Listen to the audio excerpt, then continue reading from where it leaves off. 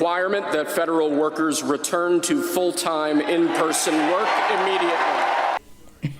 So that was President Trump signing an executive order for federal employees to return to work. And you can hear all the people cheering in the background. Now you're about to watch with me him signing the 10 executive orders, and I will be breaking down each one to the best of my knowledge. Okay, so if there's something that I left out or something I'd like to add to it, just leave them in the comments below. All right, and let's go ahead and continue.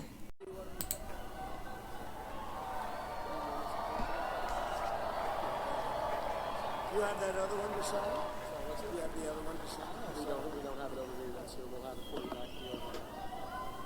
The first is the rescissions of 78 Biden-era EOs and presidential memoranda. You want to go with that? Do you want to say it? Do you want to say it? Oh, if you want me to, sir. Why don't you say what So this guy's going to call it out. The first item that President Trump is signing is the rescission of 78 Biden-era executive actions, executive orders, presidential memoranda, and others.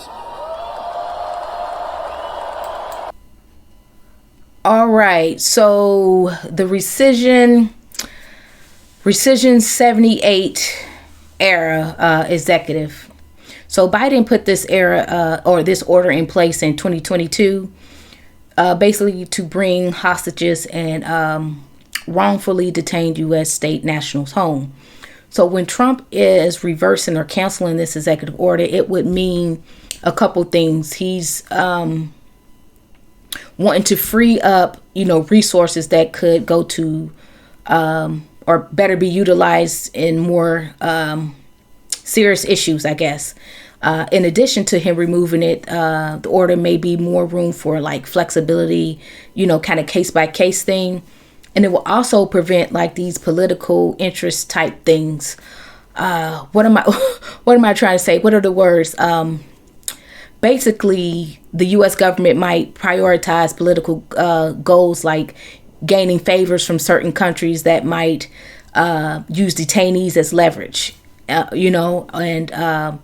or certain political agendas, stuff like that, instead of actually focusing on the individuals that are actually involved. All right, so let's continue.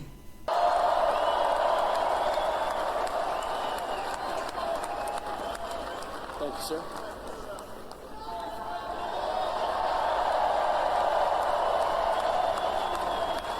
Thank you. The second item, President Trump, is a regulatory freeze, as you announced in your speech, preventing bureaucrats from issuing any more regulations until we have full control of this, the government and this administration. Okay, so President Trump's regulatory freeze is an executive order that puts a halt to the issuance of new regulations until they are reviewed and approved by the president's appointees. The freeze could apply to new rules and any regulations previously submitted, but not yet, I guess, published or withdrawn. As Trump mentioned before, this is an effort to reduce government regulation and reshape federal policies. This could mean limiting new health or environmental labor regulations.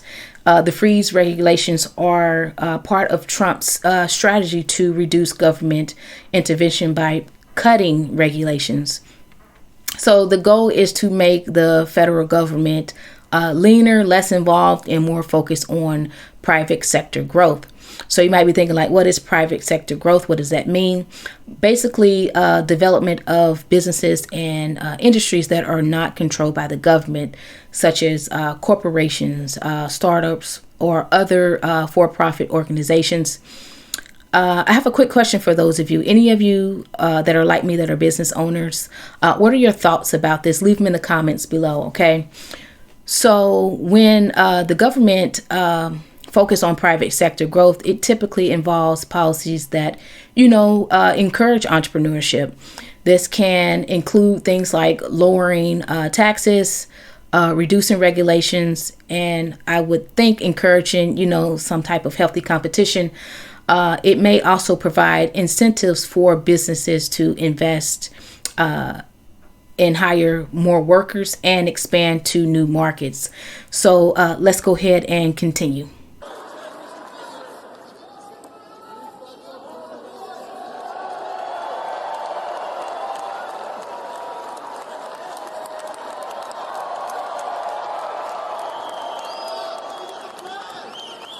Thank you, sir. The next item, sir, is a freeze on all federal hiring, excepting the military and a number of other excluded categories, again, until full control of the government is achieved and we understand the objectives of government going forward.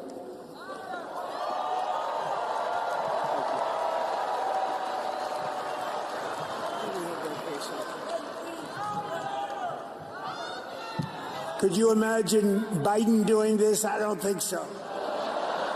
So Trump freeze on all federal hiring except the military. I think that's what he said.